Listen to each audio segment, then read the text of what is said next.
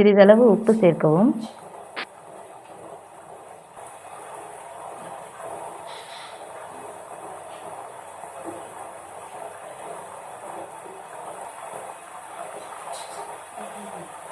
நல்ல நெய்யோட ஃப்ளேவர் வர்றதுக்காக நம்ம முருங்கை இலை கொஞ்சம் சேர்க்குறோம்.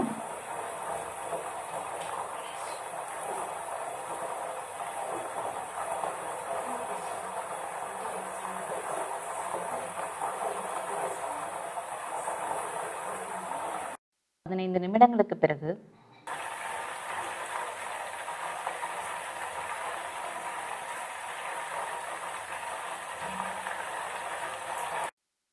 கொதிக்கிற சவுண்ட் கொஞ்சம் கம்மியான உடனே நெய் ரெடி ஆகிடும்.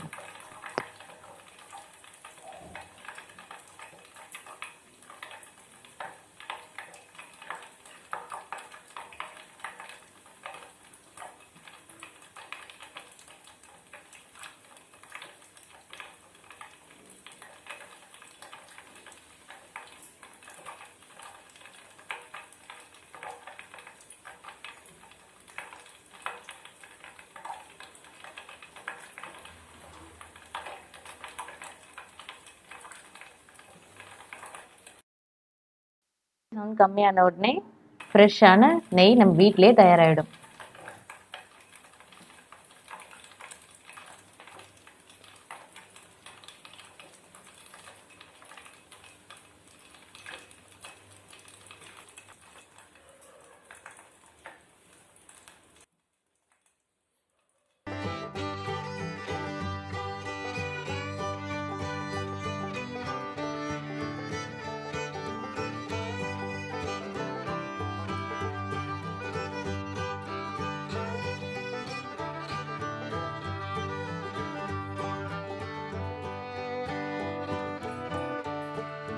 ஓகே வியூவர்ஸ், இந்த வீடியோ கண்டிப்பாக உங்களுக்கு யூஸ்ஃபுல்லாக இருக்கும்னு நினைக்கிறோம்.